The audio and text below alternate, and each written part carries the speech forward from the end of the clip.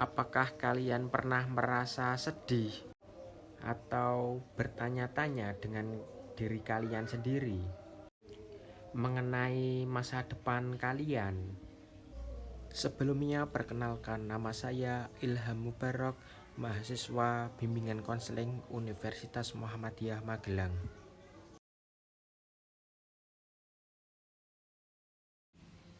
Apa sih BK Karir itu, teman-teman? Apakah teman-teman pernah mendengarnya? Ya, jadi begini teman-teman. Bimbingan karir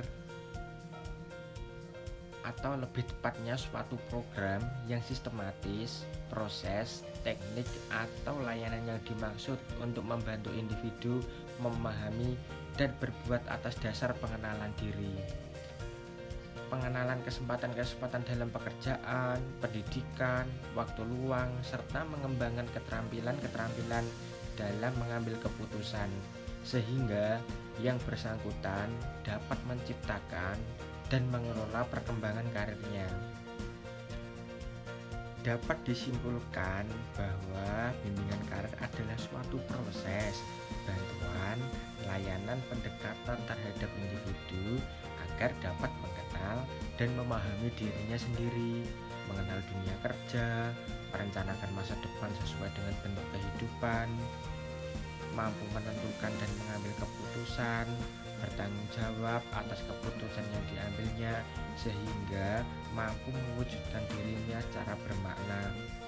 Dengan demikian, bimbingan karir difokuskan untuk membantu individu menampilkan dirinya yang memiliki kompetensi atau keahlian agar meraih sukses dalam perjalanan hidupnya dan mencapai perwujudan diri yang bermakna bagi dirinya dan lingkungan di sekitar.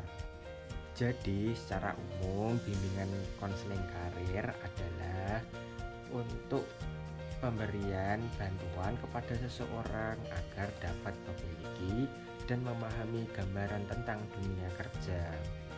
Umumnya, bimbingan karir ini diberikan kepada individu membutuhkan informasi mengenai dunia kerja. Namun saat ini siswa SMA atau SMK sudah bisa mendapatkan bimbingan karir dari guru BK di sekolah. Bimbingan karir di sekolah diberikan sejak siswa masih duduk di kelas 10 hingga kelas 12. Bimbingan ini meliputi bimbingan dalam memilih mata pelajaran yang sesuai dengan minat dan bakat siswa, kepribadian, dan tujuan di masa depan yang ingin diraihnya. Tujuan dari BK Karir itu apa sih teman-teman? Jadi tujuan secara umumnya untuk mempersiapkan siswa berhasil sukses dalam kehidupan kerja dengan cara meningkatkan pilihannya untuk memilih jabatan dan mempertinggi prestasi belajarnya dalam semua bidang. Menurut pula beberapa tujuan khusus dari pendidikan karir adalah: 1. Untuk mengembangkan sikap-sikap yang baik terhadap pribadi, psikologis, sosial, dan ekonomi. 2. Untuk mengembangkan apresiasi dalam semua tipe dan tingkat pekerjaan. 3. Untuk mengembangkan keterampilan mengambil keputusan. 4. Untuk mengembangkan kemampuan terhadap penetapan tujuan karir. Yang kelima, untuk mengembangkan pengetahuan, cakapan, dan sikap-sikap. Dalam perencanaan karir ada tahapan yang perlu kamu lakukan. Yang pertama adalah penilaian diri. Tahap pertama ini yang harus kamu lakukan dalam proses career planning adalah self-assessment atau melakukan penilaian terhadap diri sendiri. Lakukan evaluasi secara menyeluruh dan mencakup banyak aspek, termasuk diantaranya adalah passion, personal trait, kebutuhan keuangan, work style, latar belakang pendidikan, pengalaman kerja, dan lain-lain. Dalam proses ini, kamu harus tahu hal seperti apa saja yang menimbulkan ketenangan dalam pikiran. Di waktu yang sama, kenali pula hal-hal yang bisa mengganggu pikiran kamu. Dengan begitu, kamu bisa mengetahui modal yang dimiliki dalam upaya mencapai karir cerah di masa depan. Nomor 2, Riset karir potensial artinya langkah selanjutnya adalah melakukan riset karir potensial yang sesuai dengan value kamu. Ada banyak cara yang dapat kamu lakukan dalam proses riset ini. Kamu dapat memanfaatkan internet, melakukan wawancara kepada pekerja di sektor industri yang diminati, walaupun mungkin program magang kerja atau menjalani kerja paruh waktu. Apapun metodenya, upaya riset yang kamu lakukan akan memberi gambaran secara singkat tentang karir potensial yang diinginkan. Kamu dapat mengetahui tugas serta tanggung jawab yang perlu dijalankan ketika menjalani karir tersebut. Nomor 3, identifikasi karir. Setelah melakukan riset, kamu dapat mempertimbangkan kelebihan dan kekurangan dari masing-masing karir potensial. Kamu pun dapat menggunakan data tersebut sebagai upaya untuk menentukan pilihan karir yang akan dijalani. Dalam prosesnya, kamu perlu memperhatikan berbagai faktor, termasuk diantaranya tingkat kenyamanan, persaingan untuk mendapatkan karir tersebut, dan lain sebagainya. Saat melakukan identifikasi karir, kamu bisa melakukan tidak terbatas hanya pada satu opsi karir. Kamu bisa menyiapkan pilihan karir alternatif. Keputusan tersebut dapat kamu sesuaikan dengan situasi yang dihadapi serta opsi karir yang dimiliki. Yang nomor 4, penentuan tujuan karir. Jadi teman-teman harus menentukan tujuan karir. Tahap yang terakhir ini, kamu perlu memiliki tujuan jangka pendek ataupun jangka panjang. Keberadaan tujuan tersebut dapat membantu kamu untuk bisa tetap fokus dalam meneliti karir. Selain itu, kamu perlu menguraikan langkah-langkah yang perlu dilakukan untuk mencapai tujuan tersebut. Hal yang perlu kamu catat, pastikan bahwa tujuan yang diinginkan bersifat konkret. Kamu juga perlu menambahkan timeline untuk mencapai tujuan tersebut. Dengan begitu, kamu bisa melakukan evaluasi ketika mengalami kegagalan. Manfaat dari merencanakan sebuah karir.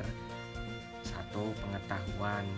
Proses perencanaan karir membantu individu untuk memperoleh pengetahuan yang luas tentang berbagai peluang karir yang tersedia. Dalam dunia yang terus berubah dan kompetitif, memiliki pemahaman yang mendalam tentang berbagai industri, bidang pekerjaan, dan tren karir sangat penting.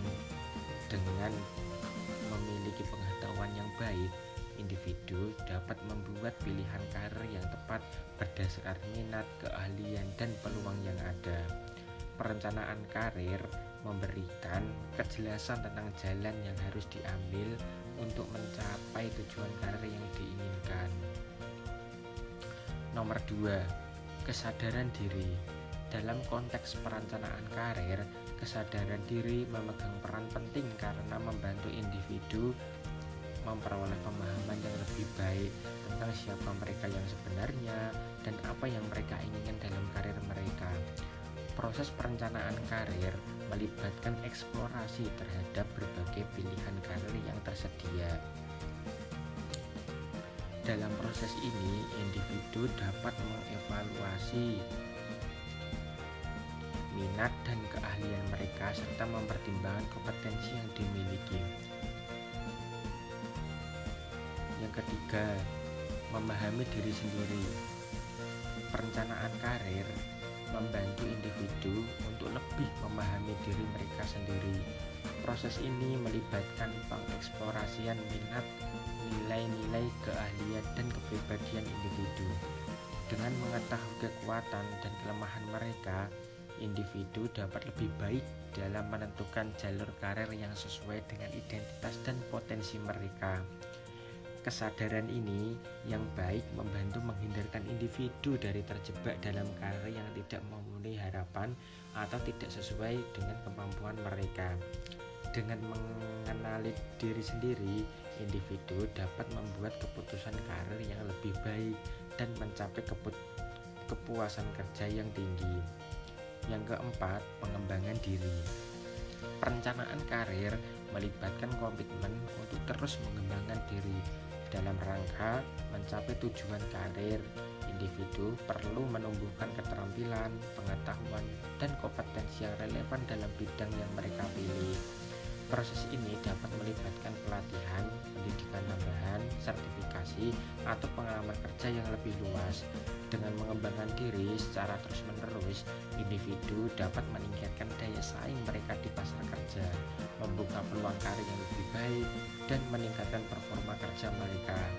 Pengembangan diri yang berkelanjutan juga membantu individu untuk beradaptasi dengan perubahan dan inovasi dalam industri dan mempertahankan relevansi dalam karir mereka. Yang kelima, kepuasan terhadap karir. Perencanaan karir membantu individu dalam mencapai kepuasan kerja yang lebih tinggi.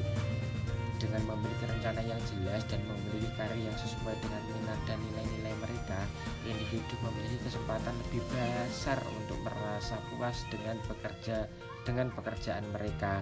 Ketika individu merasa puas dengan karir mereka, mereka cenderung lebih termotivasi, berkomitmen, dan berkinerja baik. Kepuasan kerja yang tinggi juga berdampak positif pada kesejahteraan fisik dan mental individu. Melakukan pekerjaan yang sesuai dengan minat dan bakat dapat memberikan makna dalam hidup dan kepuasan yang lebih mendalam dalam karir. Di dalam bimbingan konseling, tidak hanya layanan karir aja teman-teman, tetapi ada juga layanan pribadi, belajar, dan sosial. Sebagai contoh nih, anak SMK itu bingung memilih kerja atau kuliah. Kalau misalnya dia mau kerja sesuai dengan jurusannya, tapi dia juga tidak berminat. Kalau dia kuliah, itu dia tidak merasa memiliki minat untuk kuliah. Atau sebagai contoh lain, anak SMA itu tidak memiliki kejuruan dalam pekerjaannya. Dengan maksud anak SMA kan tidak di sekolahnya kan tidak diajarkan kejuruan, tidak seperti halnya di SMK. Akhirnya masalah itu datang mengenai karirnya. Dia harus datang ke guru BK, dan guru BK pun kalau dalam hal seperti itu akan membantu mempertimbangkan mana yang lebih baik untuk teman-teman yang akan dihadapi untuk masa yang akan datang. Fungsi dari BK Karir ada dua, yaitu fungsi penyaluran dan fungsi penyesuaian. Fungsi penyaluran meliputi mengenalkan kepada siswa terkait pendidikan dan pekerjaan, kemampuan dan minat, serta batasannya, membantu siswa ketika waktunya untuk memilih dan memutuskan. Yang kedua, fungsi penyesuaian, yaitu memberikan bantuan kepada siswa untuk memperoleh penyesuaian pribadi dan memberikan bantuan kepada siswa untuk memperoleh perkembangan dalam diri secara optimal. Fungsi ini dilaksanakan dengan tujuan membantu peserta didik dalam mengidentifikasi, memahami, menghadapi, dan memecahkan masalah-masalahnya. Dalam memberikan fungsi bimbingan karir, tidak hanya memberi informasi begitu saja atau diarahkan pada suatu tujuan atau dalam bentuk dilayani dan dipimpin, namun dengan cara diberi bantuan untuk mengerti, memahami, dan mengembangkan potensi. Potensi yang dimaksud antara lain bakat, minat, dan kemampuan. Terima kasih, semoga video ini bermanfaat bagi teman-teman. Semoga teman-teman dimudahkan dalam segala urusannya. Wassalamualaikum warahmatullahi wabarakatuh.